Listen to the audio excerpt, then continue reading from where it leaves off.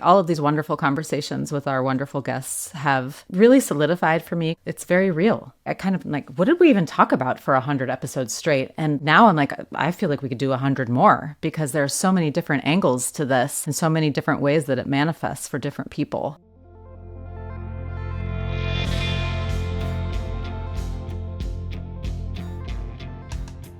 This is ADHD Aha, a podcast where people share the moment when it finally clicked that they have ADHD. My name is Laura Key. I head up our editorial team here at understood.org. And as someone who's had my own ADHD Aha moment, I'll be your host. It's the 100th episode of ADHD Aha. Did you know that? That is wild. And I couldn't think of anyone else I'd rather celebrate it with than you, my dear friend and colleague. Let me introduce you, Rae Jacobson, host of the fantastic Hyperfocus podcast and just all around wonderful editor, journalist, person, fellow lady with ADHD. Rae, how many episodes of Hyperfocus have you done? Oh my gosh, not anywhere near 100. 8, maybe? Can I come on your 100th episode of Hyperfocus? Can we agree to that right now?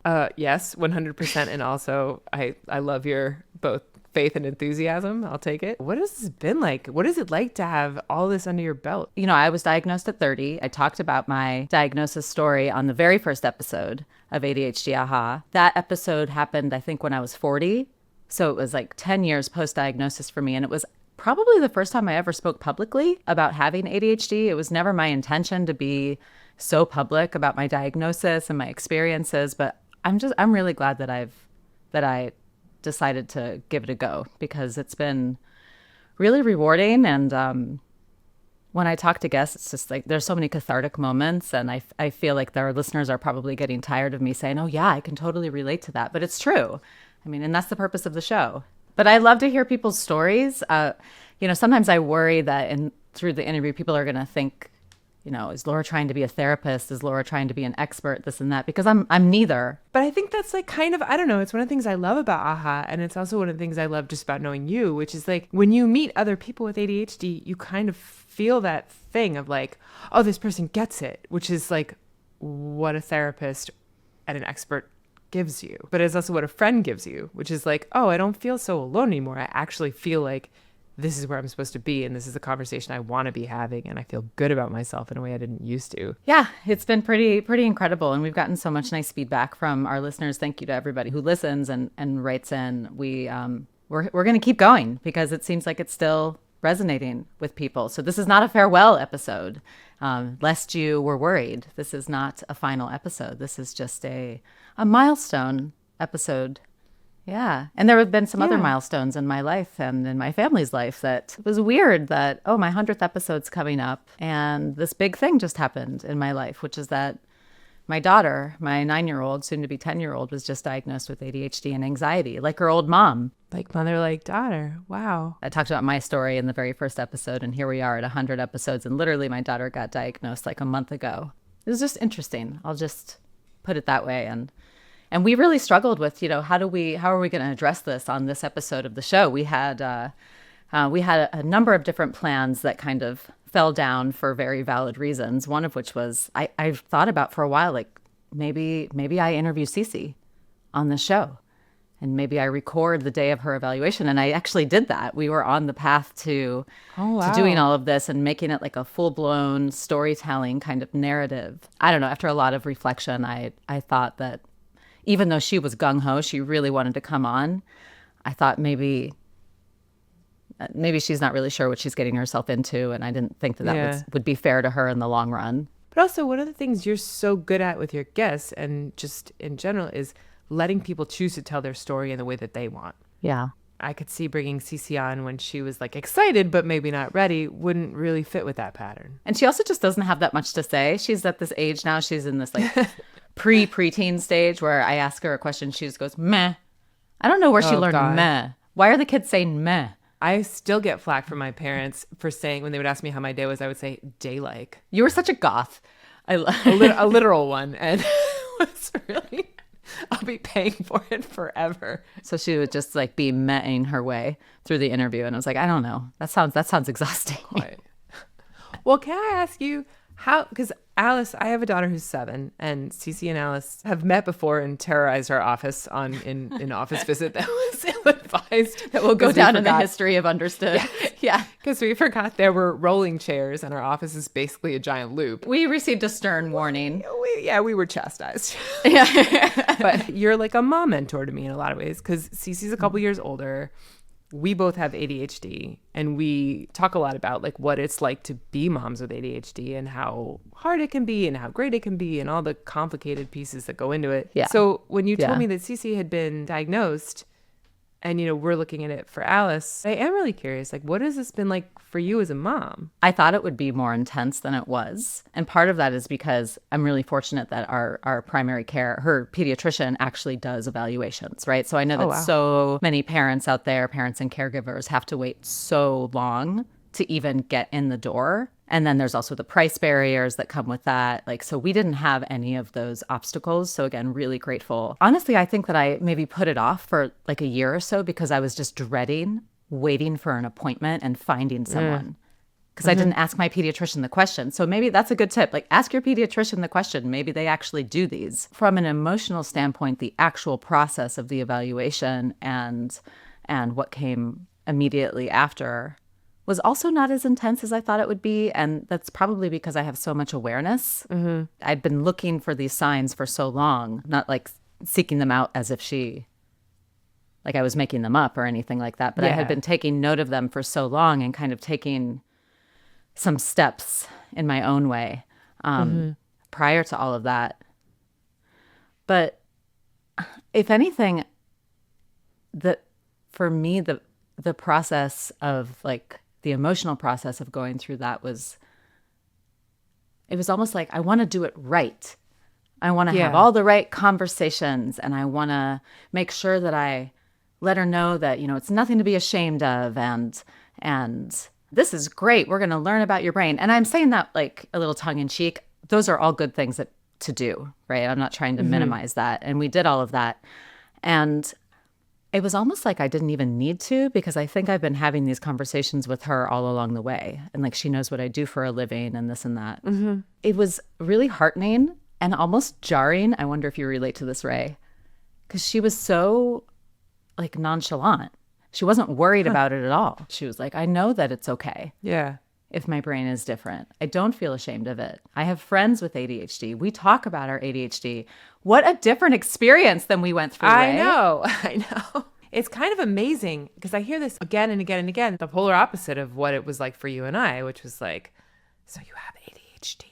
And, you know, like it was whispered. It was like a bad thing. Right. Well, you were diagnosed like younger than I was, right? I was diagnosed at 21, but I had from like a very young age LD-NOS, which is learning disability not specified, like not otherwise specified. Right. So code it was like for ADHD. Girls having, right. It's code for you're a girl with ADHD. But, you know, even then it was like, I remember being like, there's something wrong with me. It took me years, decades to climb into that space and be like, no, I'm happy with my brain and who I am. And yeah, when I tried to tell Alice about her brain, she's like, yeah, I know. It just doesn't bother her in the same way. Yeah.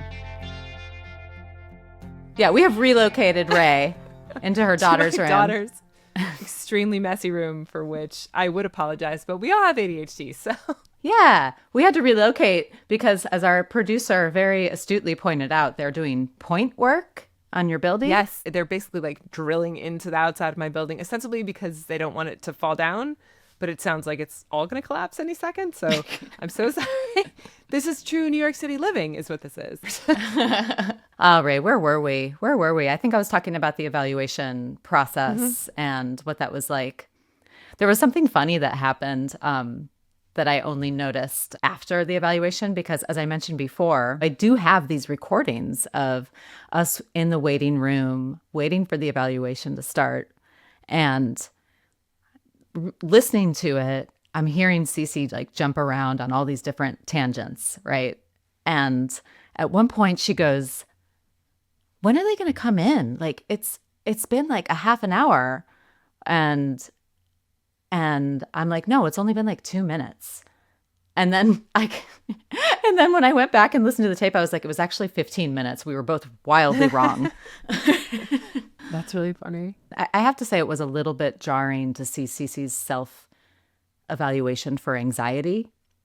I had ranked her pretty high in the scores. She ranked herself really, really high. The doctor eventually was like, yeah, I definitely see ADHD. But what I'm more concerned about right now is the anxiety and the intrusive thoughts that she's having. And so ultimately, that's what we decided to treat first and to focus on first. And I kind of had mixed feelings about that because I'm like, I know this is like how it goes for girls and women. It's like you're told you have anxiety and then we ignore ADHD forever.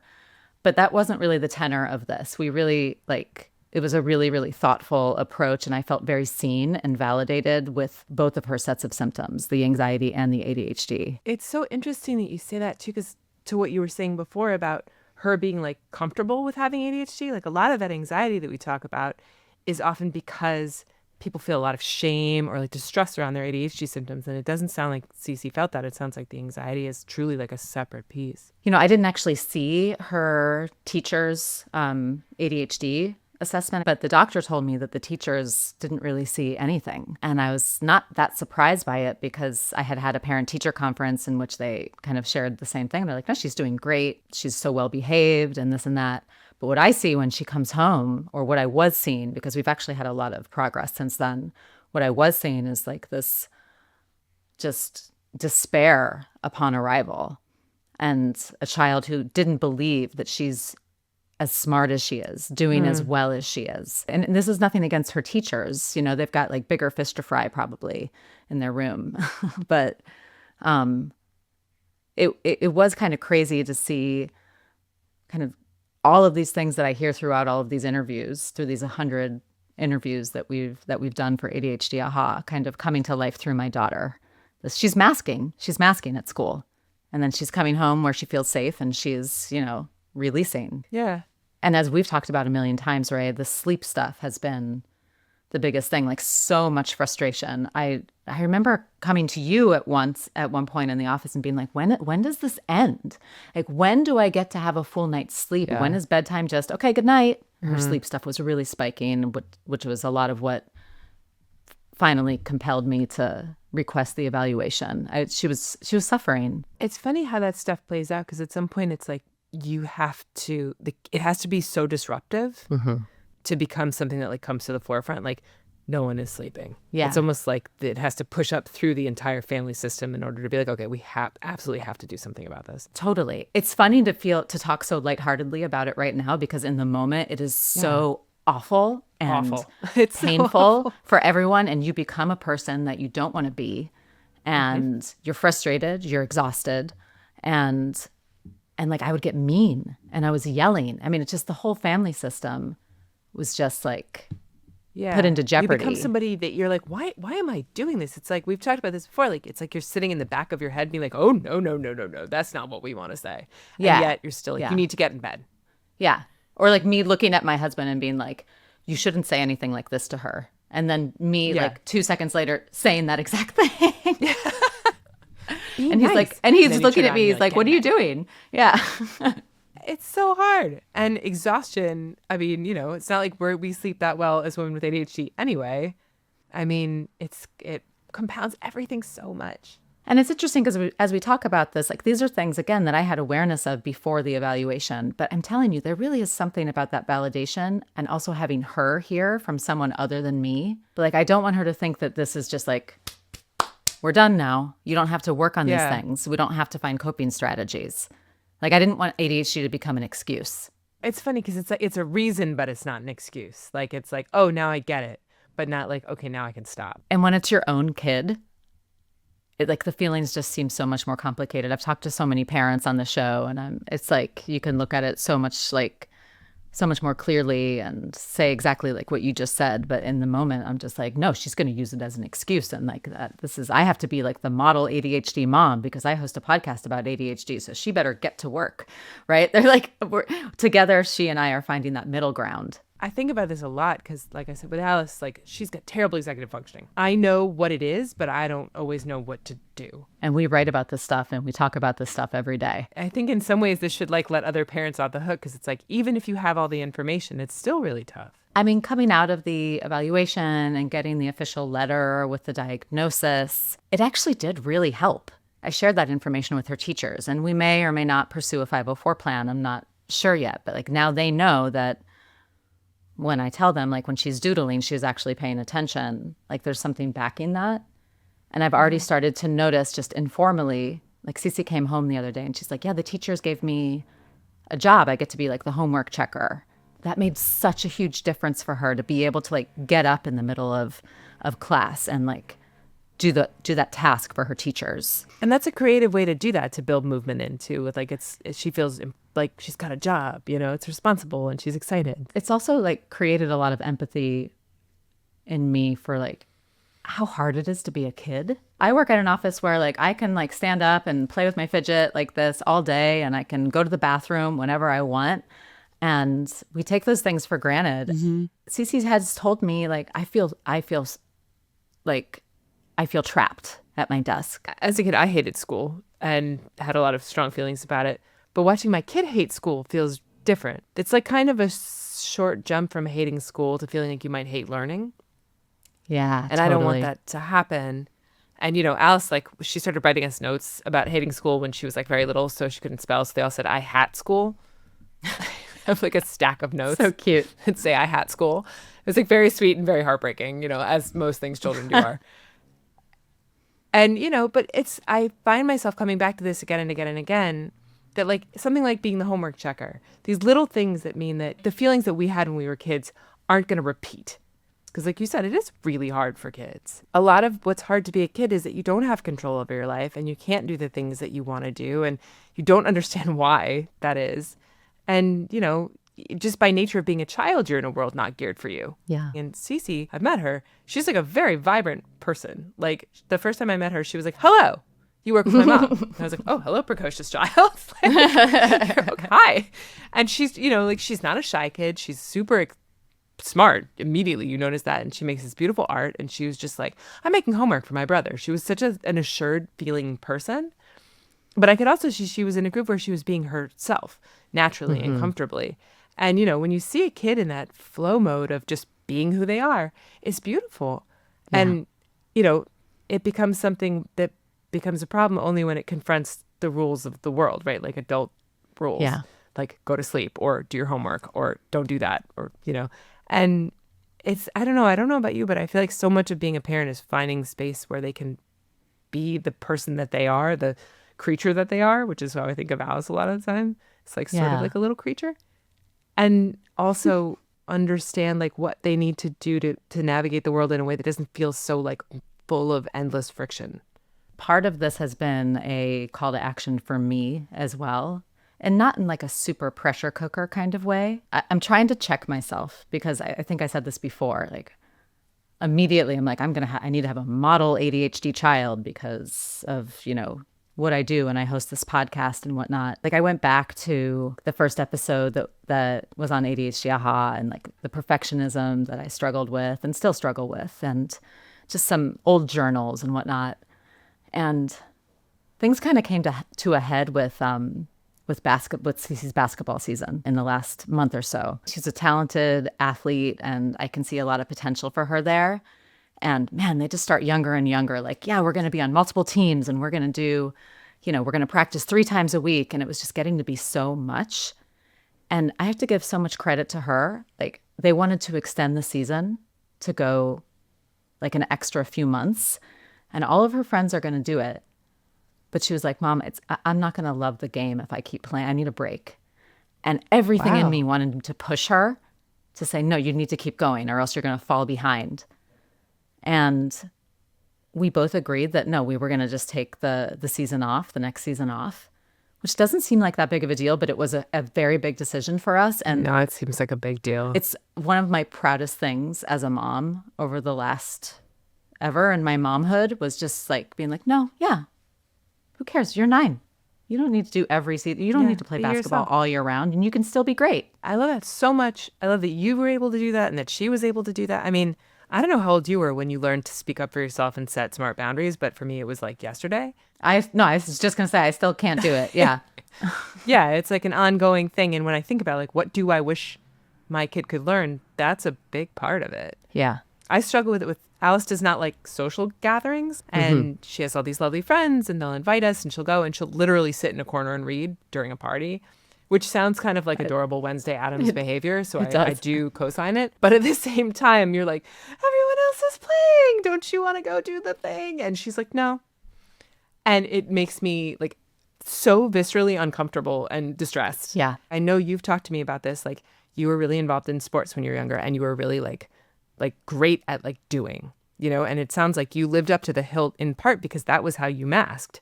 That was how you handled your ADHD, was by like showing up continuously and perfectly all the time, regardless of how much like distress was under the surface. And for me, it was like, I like people and I like being around people and I like socializing with people. And I like getting in the mix, and like those kind of situations are like where I feel like I am unmasked and like thriving and having a good time. And to watch my kid do the opposite or need the opposite is like hard to understand, because you're like, no, this is where you can be you. You get to thrive now, right? Let's all go to the party, or like, let's all play the next season of basketball because this is how we show we have value. And it's so tough to not only like see like the things where they need help, but to also be like, oh, what you're going to need to do to like navigate your ADHD and yourself is very different than what I needed. Yeah. And to be okay with that. And the boundary piece of it is, to me, it feels like, oh, you're already way more advanced than I ever was. Like it's like a thing that like both frustrates and impresses me. Yeah, I completely agree. Yeah, there's a challenge for me to not project too much of what my experience is, because it's hard. She's my daughter, number one, and we have the same diagnoses. Even though I'm not an expert, like I have gained a certain amount of knowledge about this disorder and how it impacts your life. And for me, just like no, we'll take the season off was like my equivalent of like writing a PhD thesis. That was hard for me, but I know it's the right decision. Did it hit in that spot you were talking about before of being like, I don't want you to use your ADHD as an excuse? Like, I could see how those things would sort of loop into each other. Totally. Yeah. And I used to push myself so much all the time, like too much. And when I reflect back, I probably would have been a much happier kid if I didn't do that so much. Right. And so I hope that in some way I can help her have a better balance than I probably had as a kid. I have a genuine question that I've wondered out many times after listening to the show, which is like, through this whole time, has the way that you view ADHD, like your own and just like generally, changed after hearing so many people's really personal stories? I think I've just grown much more like self-aware, because people will say things and I'll be like, I didn't even realize that was something that I do as well. Or, and even the meta exercise of, because of the shortage, like sometimes I'm doing my interviews while I'm medicated and sometimes I'm doing them when I'm not. And just seeing how I navigate an interview with, whether or not I, have chemistry on my side. Like all of these wonderful conversations with our wonderful guests have really solidified for me, crystallized that it's very real. Yeah. It's kind of a boring answer, but it's the truth. I kind of like, what did we even talk about for 100 episodes straight? And now I'm like, I feel like we could do 100 more, because there are so many different angles to this and so many different ways that it manifests for different people. So just the reality of it has really come through, and that helps me feel a little bit nicer towards myself, I guess I would say. I mean, 100 hours of conversation, because I don't know if everybody knows, but we record for an hour, sometimes more, and then we edit down the shows. But like 100 hours of conversations about people struggling with this and grappling with that same question of, is this real? Like, am I allowed to be bad at this, or to struggle with X, Y, and Z and not feel guilty? And 100 hours of me telling people, no, you don't need to feel guilty. Some of that, maybe even if like 2% of that has sunk in, like that's a big change. I mean, I think about the emails that I've seen that you've received from listeners. And one that stood out to me that I saw a couple days ago, and I won't say it verbatim because I can't remember it, but it was basically like, listening to this episode is the sole reason I decided to seek a diagnosis. Yeah. This sounded so familiar that I actually went out and called my doctor. And like, that's an email down a line, but that's a huge change to make in someone's life, just by having been present and being a good listener and being open to having conversations that people usually don't have at all. I mean, what does that feel like when you see that? It feels really good, but I can only imagine whoever that person was who sent that in, how much work they've been doing up until that point. And maybe it's just a tipping point, right? Oh, I heard this conversation and then now I will. It's really a testament to everyone who's writing in and everybody who's listening, because they're the ones seeking it out and they're the ones doing the work, right? I'm just having fun conversations with everybody and sometimes laughing, sometimes crying with everybody. Well, first, I'm going to acknowledge the instant self-deprecation and brushing aside of the compliment that occurred. And you've been giving me a lot of compliments. This is really awkward. It's your 100th episode. Deal. But also the fact that, like, I think, like what we were saying before is, like, AHA is a place of community. Like, you made a world where people can come if they're at that tipping point or way before it or way after it and say, like, you know, it's like, it's not just AHA. It's like, like it's a sigh of relief. That's so nice. I love that. Well, that's how I felt when I knew that I was going to be talking to you for this episode. And Lord only knows if I've made any sense. You've made perfect sense because you always speak so beautifully and articulately, even despite your room changes here. But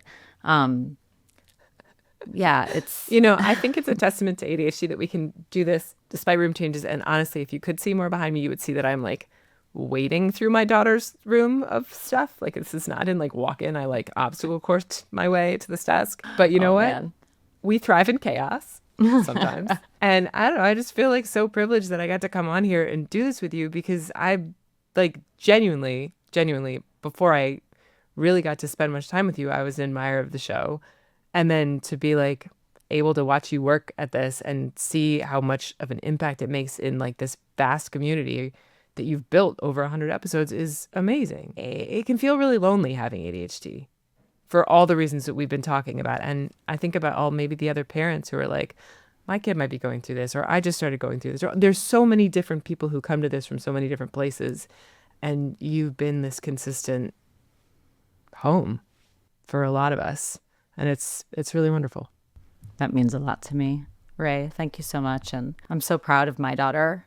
We already had a really special bond, really unique bond. And I feel like it has deepened and gotten more fraught both at the same time, like, but in good ways, right? It's deep. It's really deep. She's such an amazing kid too. She's such a just like a shining kid. You meet her and it's impossible to not see like the specialness of her. Yeah, she's pretty great. I have a little bit of a worry that maybe I've painted too rosy of a picture of the whole process for our listeners, right? And it's just where I am today. It's really hard. There have been some really rough moments throughout all of this. A lot of them around, like, I struggle with executive function. So how am I going to help her learn executive function skills and learn coping strategies? All in all, just the process and like having it validated has just like, it's given me more confidence as a mom. Like, oh no, I was right. I was right. You know? And parents, you usually are right. You know your kid better than anybody else. So, yeah. Yeah. Whew. You were right. And you were looking out for your kid. Yeah, I was. Thank you so much, Rae. It's been awesome. And thank you to everybody who's been listening to the show. I mean, we've been blown away by everything that you've all said to us, by your continued listening. So keep listening. We've got some good ones coming up.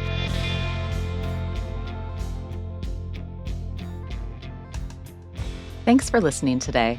As always, if you want to share your own aha moment, email us at adhdaha@understood.org.